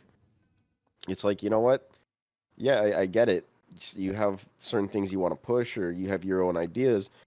But it's like at the end of the day, when you're making a movie, you're commanding a small army. That's how that you have to think about it in terms of logistically. That's basically what it is. There's so many people, so many moving parts, and such complexity that you can't just throw these things together willy nilly. I have a buddy that makes movies. It takes him months just to get everything set up to get started, and the Yeah, reason and is because it's so difficult. yeah, and it's like trying to move a big ship. It takes a long time for the big ship to turn, and it is turning, But I'm not trying to get too off topic here, but it all falls under the umbrella of the entertainment industry, and the same thing's true for video game industry. So, what else we got here? We got what, Tiny Rogues? Let's Okay. see. Yeah. Let me just have a look at my Tiny list. Okay, Tiny Rogues. Now, this is a game that I have spent a lot of time in. I think I got like 70 hours clocked on it. And I've beaten the game with all the basic All right, classes. how much is the game for starters? That's my first question. Oh, $10. That's not $10. bad. Especially, All right, especially $10. if it's a good one. Minimal graphics, Yeah. overwhelmingly positive. Yeah. All right, So so it's a top down. yeah, so it's a roguelike, so you keep on restarting and you unlock new classes by getting certain achievements and yeah, you level up and you pick like abilities and weapons. There's not as much going on on the screen as like other ARPGs. Like I like that it's a bit more reserved in how much ends up happening on screen at once. Okay. I like what I'm seeing so far. Yeah, and it's got really basic minimal graphics and apparently it's only in 0.02 alpha or 0.2 alpha, so I don't know if it's gonna be if it's still a long way from being out of early access, but basically they recently released what was basically like an expansion to expand the main game to have these heaven and hell endgame areas. All right. And I've completed those, and then there's apparently going to be a chaos endgame area that is going to be coming out in the fall release. So you've got this meta progression here, but it's things that affect your run, not your stats. So one good thing this game has is that each run, you don't have any extra power really from repeated runs. What you get from going up the skill tree is just things like it being more likely for certain rooms to spawn, or a variety of things. It's kind of hard to explain, but each of the classes has got like a really unique play style to them, especially when you unlock the super special classes. So there's like I think 14 base classes, and then each of them has a certain objective that you have to meet. Like you have to have them beat a certain boss either in heaven or hell. And there's actually decisions that you have to make during your run to be good, to get good or evil points, to go towards the boss that you actually want to fight with that character. And Get good, scrub. yeah, so certain characters like the warrior, you got to beat the game on evil. Like you got to go through hell and beat hell and become the king of hell. And then you unlock the super warrior class. Like it's not actually called super warrior, but these are classes with even more variables, more interesting variables to them. So Into the Abyss is going to be the next update apparently after this Heaven and Hell one. And I've just been really addicted to it, and I've Yeah, you got the Nyan Cat cannon there. Yeah, I've just been playing it heaps. And I highly recommend it as a nice cheap game to get a lot of time out of. Yeah, did you want to maybe just play that little bit of a trailer there? With maybe low sound. I think that's... Alright, it's got that, yeah, this that's is the good. best way to explain the game, I guess.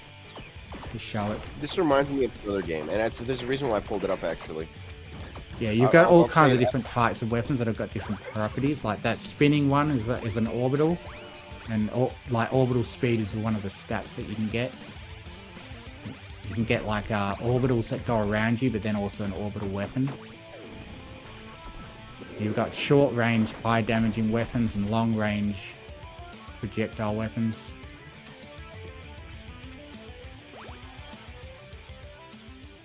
Yeah, So this, it's like a super upgraded version of. You guys ever heard of Geometry Wars? I've heard of it. Haven't played it. This is exactly what it reminds me of. I played this game. I was a while ago. I was young, maybe 10, 11, or 12, something along those lines. And this is exactly what it reminds me of, just the pure chaos, the amount that's happening on screen. This just seems like a much more advanced version of that, where you actually have, unlockables, you have much more power-ups, upgrades, stuff like that. Whereas this one was literally just, how far can you get? Yeah, That's well, what- Geometry Wars takes that like Vampire Survivors formula and just breaks it down to its most basic elements. Like just like here's a shape on a screen, here's the other things coming at you, shoot the things at the thing, get a high score. I'd say that Tiny Rogues is a lot more like Binding of Isaac than it is Vampire Hunters. Like, yeah, it's more of a Binding of Isaac sort of game. If Yeah. you're comparing it to something.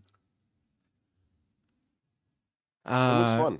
Yeah. It looks like one of those that you can get lost in the sauce. It's like Into the Gungeon. That's what it reminds me of. Oh, Enter yeah, the Gungeon, yeah. Enter the Gungeon is an absolutely amazing game. I think it's one of the best of its genre. Yeah, it's one of my most played games according to playtime on my Nintendo Switch. But I haven't played it for many years, but I played it heaps when I had it. So there's nothing else to say about that. We can move on to Age of Empires 4 is on Gamepass, which is what made me decide to play it. It's an expensive game that I've never really been able to justify buying. But when it came out on Game Pass, I played it, and I played through the first two main campaigns. So the first campaign is the English campaign, which is about Normandy conquering Britain, or the British Isles. And if you played Age of Empires 2, it's pretty much goes back to being a very faithful recreation of Age of Empires 2. And if you played Age of Empires, you know the formula. It's a real-time strategy game where you command armies and try to build up your base. And there's four main campaigns in it. The Normandy invasion. Like if you go back up to the top of the page, it'll show the four main campaigns. Maybe a little lower. Just go down. There we go. Campaigns. Oh, so Norman campaign. And then I did the Rise of Moscow campaign. And each mission does a really good job of being original from each other. Like the Moscow have this thing where they actually do hunting, and they want to build up a bounty by hunting animals, and they get bonuses from that. The Normans, they have they have a couple of unique abilities, like their archers being able to put spikes in front of them. So yeah, I've just played the first two campaigns of Age of Empires 4, and I'm having quite a lot of fun. It's I don't know if it's worth buying. You having trouble finding? That's I'm Age just of looking at Empires the 3. different Yeah. types they have. Which one would be the most recent one? Well, that's Age of Empires 4. Age of Empires 4 is the most recent one. Yeah. Okay, I Yeah. must have been thinking, Civilization, where they were on 6 or something like that. Because I do remember when I was younger, and I'm talking about You're much thinking younger. of Civilization. No. Yeah, that's what I mean. I was comparing it to Civilization in my head. Oh, also, My buddy told me today. Apparently, rumor is Civilization 7 is going to be coming out this year. Haven't Oh, verified wow. it. Haven't looked into it. Yeah, I don't apparently believe they're him. remaking Age of Mythology I too, hope so. and that's coming Haven't out heard soon. this. Yeah, that one. That's one of my favorite games of all time, Age of Mythology. I put a lot of time into that. But that was, back when it was a classic game. Now they've, I think, released just a HD remake, but they're apparently going to be making a full-on remake, which is this Age of Mythology retold. That looks I like like it'll that be they have. cool. I like that they have mods right here on the straight up website. That actually is very nice and helpful. Hmm.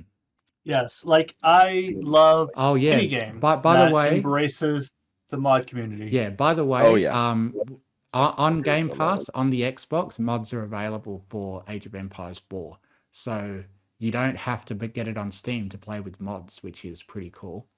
Like I haven't often seen mods embraced on a console before, but yeah, on the Game Do you Pass know? version of Age of Empires 4, you I've can just put I've mods in. seen several games where they have a thriving mod community, and then they turn around and say, "Hey, you know what? This is a really great mod. We're going to integrate it into the main game." Yeah. Factorio, not Factorio, Satisfactory, for example. All right. They have been very in close communication with the modding community, and there's been a lot of things that the modding community has come up and coded for them. And they basically said, "Hey guys, if it's all the same to you, since technically any mods you make are kind of become our property because it's made with our game, we're just going to go ahead and integrate this into the game, so that way people don't have to download it." And as long they do give credit and say, "Hey, so and so made this mod, but we made this version of it and added it to the game." Yeah. Well, anyway, I'm looking forward to playing more of Age of Empires 4 and doing the other two campaigns. It's just that V Rising, I bought V Rising recently, and that's taken front place at the moment. But Something I'm that's looking on forward to getting my back to wish the list. yeah. A similar game on my wish list is called Kingmaker. Have you guys seen that? Have No, not. Look that up. Kingmakers. Yes. View the Kingmaker. trailer. The trailer is amazing. All right, let's watch it. We don't know where he came from. But I'll tell you, he built our village into a city. So it's He's an the one who RTS. trained I our like this so army far. I love and RTSs. grew us into an It gets better, empire. dude. I don't know where he's from. But if you think you can So stop him, those units are a lot more You're fluid than the already ones on dead. Age of Empires 4, that's for sure. You time travel to the truck, go What the back heck? to medieval times with your truck, and you can bring like 216 and modern weapons. You know, this actually reminds me of a book that I want to read. It's called 1632, and it's about He's got a- things. Yeah, he's got a grenade launcher and all kinds of stuff. So, like, you can play as one of the units to do this, and you can also control the battle from the RTS standpoint as well.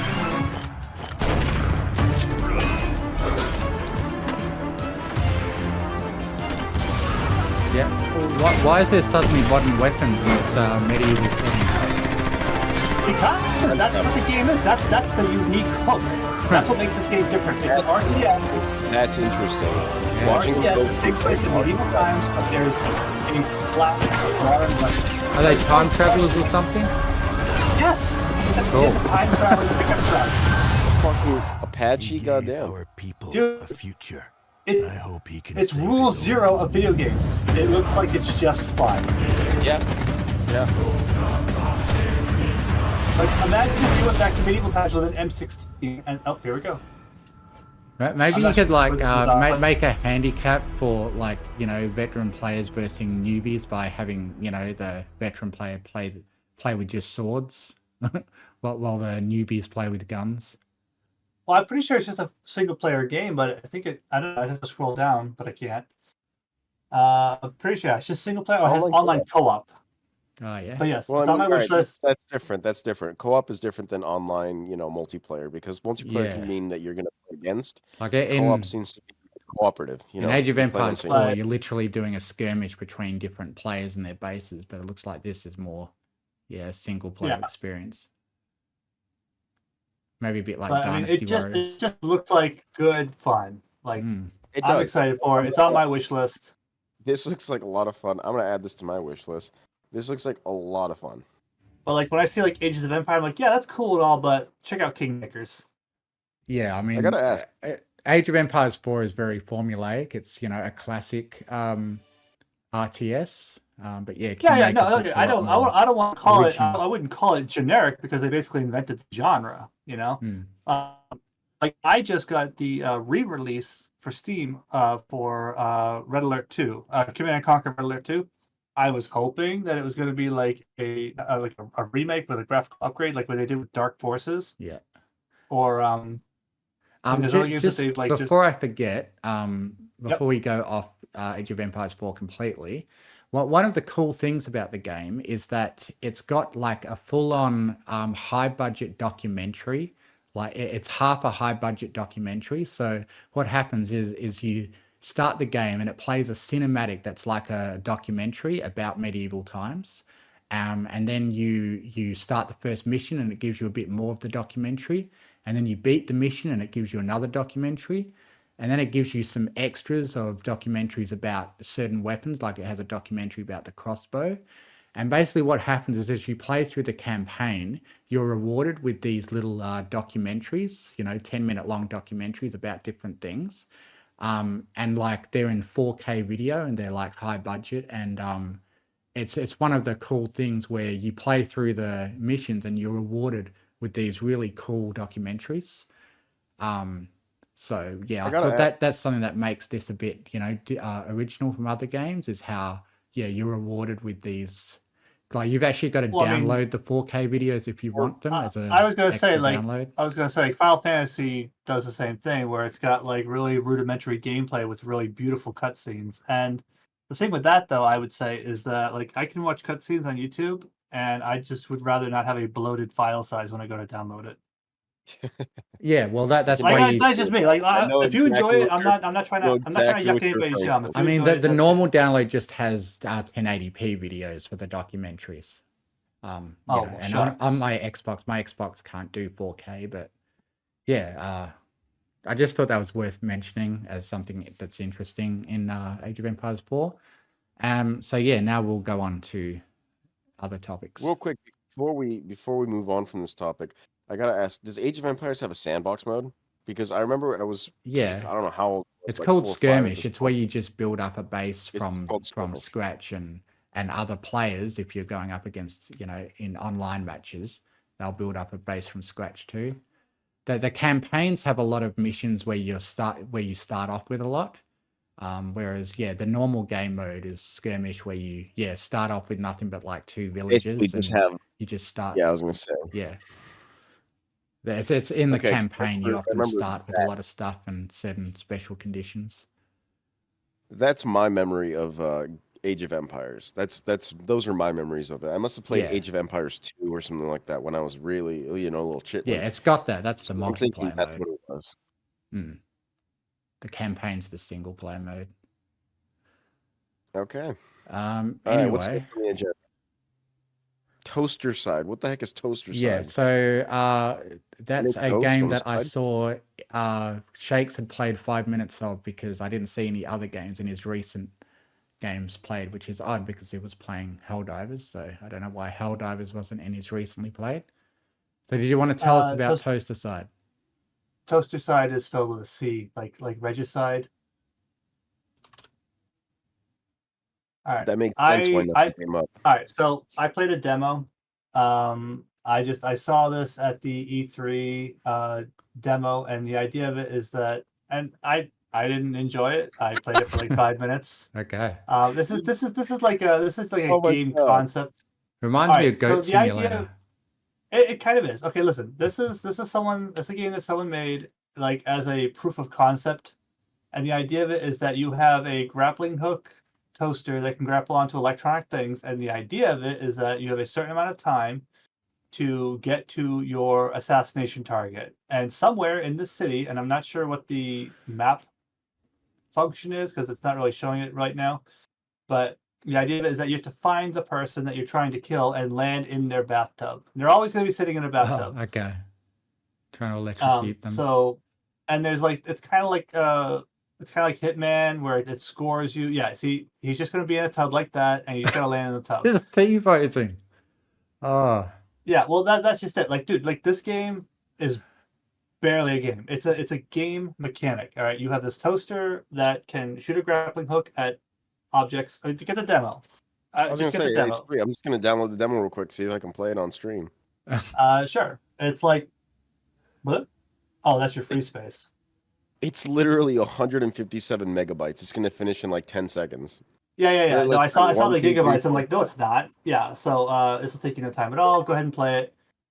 Let's open it up. Let's open it up. I gotta see I it. had, yeah.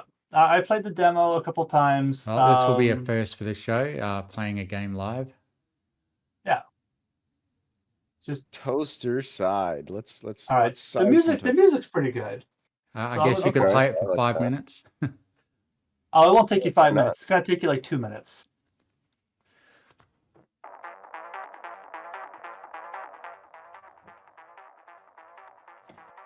Modern furniture is like the latest update, is it? Is that what that said? Well, whatever. Like I said, I played the demo once.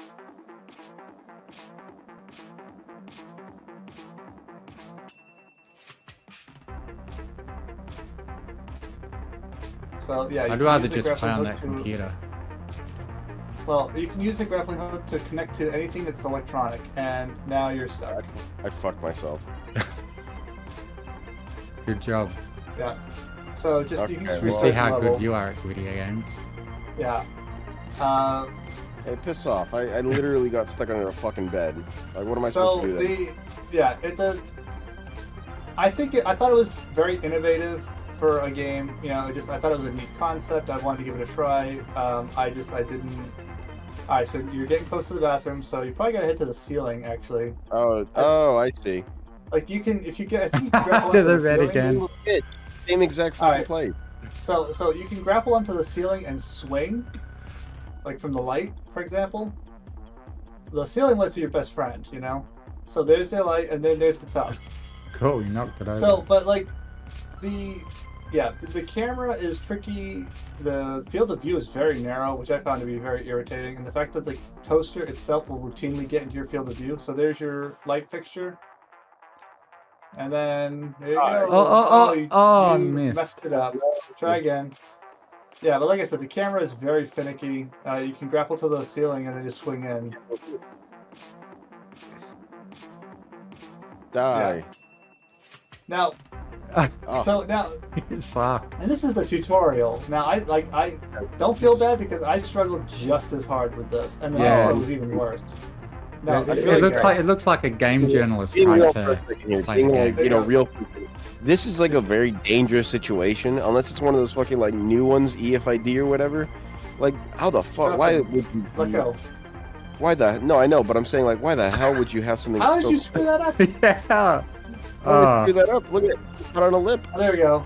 We can see that Got we it. can see that cash flow as a game journalist. All right, so there you go, and you get 3 stars for doing it in less time. Here. So then here we go, new game, and you can only connect to something that's electronic, so lights or outlets. You can swing from the ceiling though. Like Can you? just yeah, you can grab onto the ceiling, but temporary like you can't pull yourself up. You can't like grapple to the ceiling, but you can swing from it. Like if you're already in motion. Oh, I see. Yeah, so you have to pull yourself up to the ceiling light. All right, and then swing from the ceiling. Pull myself All up and swing from the Swing. ceiling. Oh, I see. Yep. Now, yeah, there you go. See now. Oh, you're gonna get it. You're gonna get it. Get in there. Baby cakes. There we There go. you go. Now you have officially gotten further than I have ever played because I couldn't do that. It's I nice don't to know usually that- T-pose while I'm in my bath, standing. You don't? You could. It's pretty fun. Coward. Yeah, seriously. All right, so to gain momentum, Superman. you're gonna have to grapple onto something electronic there and elevate yourself. There you go. It's probably upstairs. Yeah. Oh, it's gonna be tricky. There's a light at the top of the stairs there. Let's But do it. anyways, listen. This is the whole game. It's pretty fun. I'm not gonna lie. It's a weird concept, and it's not exactly the most Yeah. refined. Are you kidding me?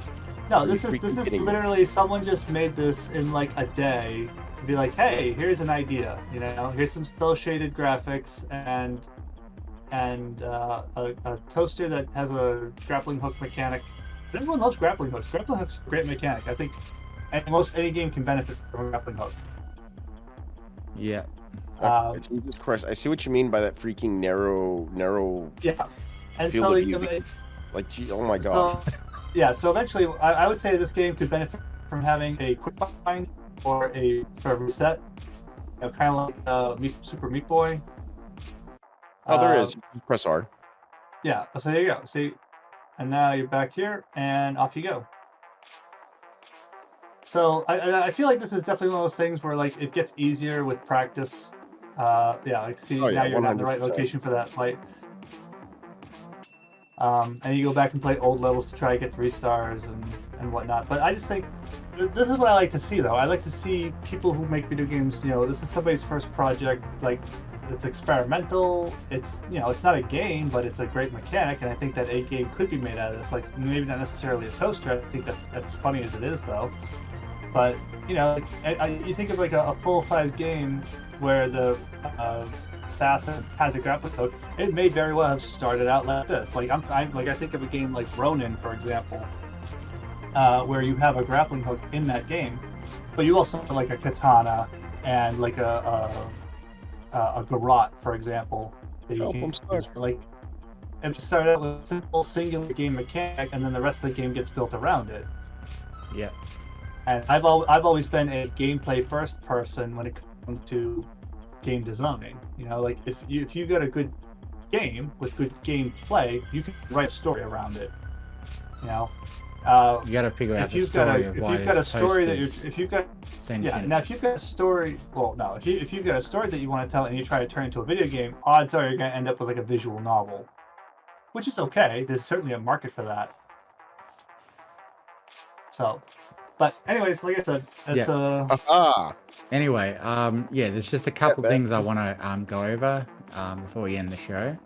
All right, I'm going into the brony segment now, so I put this at the end so that it's a non-brony safe podcast that won't get annoyed by all the pony stuff. So the last game, Starbound. Did you want to talk a little bit about Starbound, Cash? Since you've been playing It's cool. It's cool? We can save that for next week. All right. I only kind of jumped onto it for a little bit. I like it, but it's not, you know, it's one of those things that you don't really, it's self-explanatory almost. Yeah, it's basically sci-fi Terraria, basically. Okay, the other video I sent you, I just thought we could quickly watch this little 1-minute trailer for the new My Little Pony game. Yep. All right. That was fun, but let's look at the trailer. Toaster, there it is. You can put some audio on it. All right, this is available on Welcome Twitch. to a new pony adventure. Switch.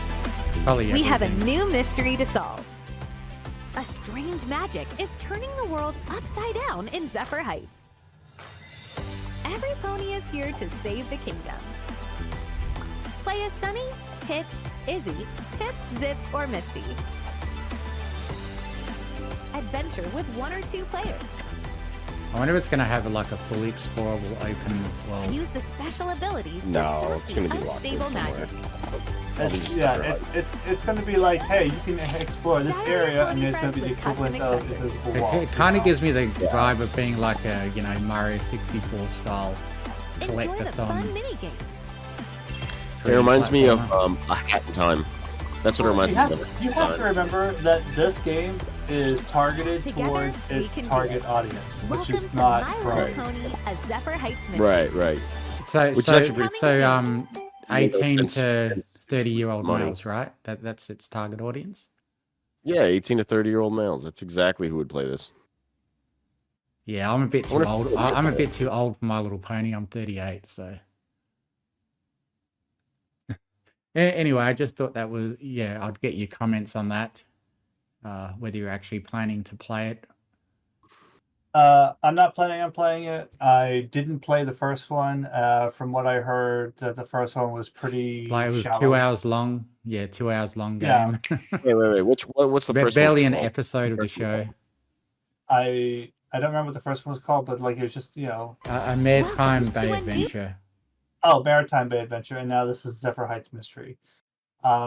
So I obviously the next hope one's going to this be game Vital has Wood. more to it, but it looks like it's just going to be like a collect all the things, walk around, touch the bunny. You know, it's for kids. Yeah, this one's literally an hour and a half long, so you're probably dead ass right on that one. Isn't it a bit profound that there's probably bronies that have given, that have 11-year-old kids now? Join Sunny Star Scout. Well, I mean, there are kids. It's an older fandom at this point. It's getting to be older. Yeah, that's a generation. It's just going to be a continuous generational joke. I mean, there are kids alive today whose parents were not born when 9/11 happened. Right.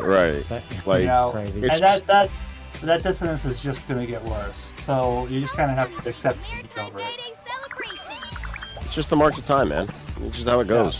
Customize Sunny with lots of accessories. Don't you want to customize Sunnies with lots of accessories?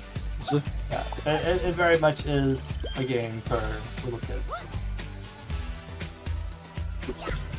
Video game Oh man, I cringe at myself and some of the horse puns that I'm used to now. Welcome to My Little Pony, a maritime That you're used to? Yeah, well, you try sending out an all company wide email that starts out with "Dear Princess Celestia." Whew. Okay. You know what? Yeah, You can do it. Just tell your boss, like, hey, that's just my nickname for you, Princess Celestia. Because you oversee everything like the sun. Boom. There's your explanation. And God help you if anyone actually figures out why you're doing it. Yeah, so Celestia is your religion, and they can't judge you for it. Ah, yes. There you go. Yes. Okay. For the fucking Church of the Sun butt. Yeah. Okay. Now the last thing I when- wanted when it to comes- mention, unless you guys had anything else to say. I'm probably just on Shake's boat here. I didn't play the first one. I barely even realized it was a game, and I probably won't play the other Yeah, one. I heard that the first one was only like a 2-hour long shallow little thing, and I wasn't interested in playing Look it at this. either. An Yeah, hour no, and this 30 is- minutes. This guy beat it in an Yeah. hour and 30 minutes. No, Like, he 100%ed it. In If 30. Yeah, that was like- on Steam, you could 100% it and then refund it. Wow. yeah, no, you're 100%. You're 100% correct on that one. It's like, just is what it is. It's just, I mean, Don't- look, it's not targeted to people who look not for bad. substance. in Why, the why, game. why It's just not something to though? keep Don't you they busy. realize that there's lots of bronies that have a disposable income, and they should like You know target Sure. them? That's a fantastic question, but you have to remember, okay, it's not 2012 anymore. 2012 was the peak of the brony fandom. That was when you could go into Target and find adult male My Little Pony Yep. pajamas. Okay, that was when there was brony merch, not just My Little Pony Not just toys. but Pony like- merch, brony merch. Yeah, That's when like, you can have things ordered to the local. What? Not Spencer's. What's it called? The other one that's in all the malls. Hot Topic, Yeah, that's what. That's where you can where go to trends Hot go to Topic. die. Yeah, that's where you can go to Hot Topic and have it ordered there. You know what I mean? Yeah. Like Like, nowadays, I had a it's like, size. I had a size everything's 36 waist. I have a size 36 waist men's swim trunks with Rainbow Dash on them. You know, like that's never going to exist again. Like you can still find like Generation 4 My Little Pony stuff, but there's just going to be the Yeah, the it's just core G5 fan. now, and it's. Yeah, I mean, I think if you want stuff G4 like is that, you know even what? more. Sorry, G5 is even more aimed at kids than G4 was. Oh, yeah, 100%. G5. G5 is the boat that I was happy to miss. Yeah. Yeah, I'm not the only one that I really did enjoy for G5 so far is I enjoyed the movie. Yeah, I thought the enjoyed movie all was the Yeah. 3D stuff, but I have not had any interest in the crappy cartoon. The cartoons themselves never didn't interest me anywhere near as much. No. And honestly, at this point, the thing that's been really keeping me a brony more than anything is the fandom. The fandom's Yeah. great; it's a lot of fun. But Yeah, same. seldom will I go back and rewatch MLP Gen 4. I did that the other night, which was pretty nice, but it was more so just to get back into like, oh man, I remember this episode. It's nostalgia. Yeah. It was just nostalgia. Yeah, Yeah. I think that takes us to our 2-hour mark. Yeah. Okay. I just want to mention a couple things. I've got an audio book project that I'm doing. That for the first time is going to have voice actors for every character. Did you want to just go into film fiction quickly, Cash, and bring up Ponyville Kindergarten? And so this is the first audiobook I'm making where I've got 7 voice actors to be 8 characters. or 9 characters really, if you include Luna. Yeah, so I've managed to round up 7 voice actors for this. I don't play the video, Oh, that's yeah. just the trailer for my I was channel. going to say, I found your casting call. Yeah. You can probably find the Well, link for it in my casting call. Find the link There it to is. the pic. So yeah, this is a cute little story where he reimagines the each of the episodes as if it was really in their imagination in a kindergarten play school or whatever. And so yeah, this is a project that I'm going to be doing soon. I've managed to round up 7 voice actors for 9 characters. So it's going to be one of my most one of my best projects yet in terms of effort that I'm putting into it. And I'm going to be narrating and having a bunch of voice actors. I was surprised I was able to find so many in like 2 weeks. So that's going to be exciting. The starving artist and all. Yeah. Hey, I'm not going to lie. If somebody said like, hey, I want you to be a VA. Yeah, I think it'd be a lot of fun. That's the best way I could describe it. Yeah, they all sent in their auditions and they do a pretty good job of sounding like the characters. You know, normally I've just been using like AI voices from 15 AI, but I think I've got to start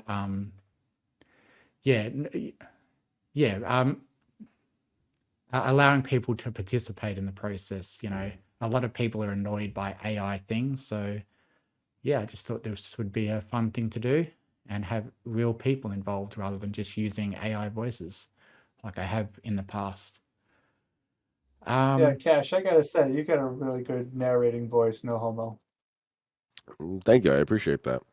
In a world where Ponyville Kindergarten is maybe really just the imagination of fools. Maybe I'll get you to be Spike at some time if he shows up in this story. Is he old? I was going to say, I don't know if I can yeah. Spike. Yeah, I can only go probably so be high. an even littler kid. My boy Cash here is pretty baritone. Yeah, I can only go so high. Like, I don't know if that's the best role for me. Like, Look you at it, can it's a either, baby. you probably can not. either do like Big Macintosh or Flutter Guy. Yeah, Find that would be the fun. music in you. So yeah, look When forward you to that if find you're, the music, if you come to my find the channel for music the in you. audiobook stuff. And finally, I in my real life, I just thought I would mention this. I think I linked it to you, Cash, in the Let's see MGB it. room. It's probably the last link that I sent. I've started another new YouTube channel. Because I've been, as you know, Shakes, I've often been very tempted to share my political opinion and stuff. So I'm making a new YouTube channel all about politics, particularly recently the Palestine-Gaza stuff. And I'm planning on, like, I've actually gone out to a whole bunch of protests recently, and I've actually filmed them, like actual protests here in Perth. And they are massive protests that are going on about, the attacks going on in Gaza by Israel. And if you're interested, you're a subscriber of my little of Mystery Pony Fiction. I'm never going to put anything political there, but this is where you can go if you want to see me doing political stuff. And that's actually a stage of my life that I feel like I'm going into. I'm actually going to start getting involved in my local politics and attending these protests. Good for you. Good for you. And I think I can speak for everyone when we say that we appreciate you keeping it quarantined. Yeah. I would agree. Yeah. I would agree. I mean, keep things separate from work life, basically. Yeah. Yeah. So I just thought I'd Especially with mention the that ability if to- anyone here is interested. I'm probably going to do Let's Plays of Democracy 4 while I talk about socialism on this channel soon when I'm ready for it. So All right. If you feel so that'd be inclined, topical, yeah. Yeah. if you feel so inclined, at some point you could even have debates. And Yeah. on that note, I'm going to go spread some managed democracy in Helldivers 2. Yep, you do that. I'm gonna go ahead and go conquer my kingdom in Civ 6, or I might pick up Age of Empires 2. I'm not gonna lie. That's a nostalgia itch that I've always had that I've never scratched. So I might have Sounds to like check a it out. plan. Let's go. All right. Thanks All for right, joining me, sounds- guys. I'll see you next time. See you next Sounds time. good. Tune in next time for some more amazing feats.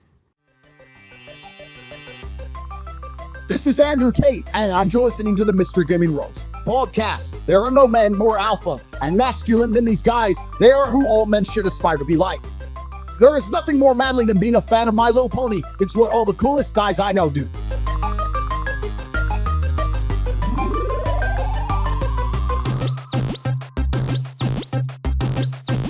Game over.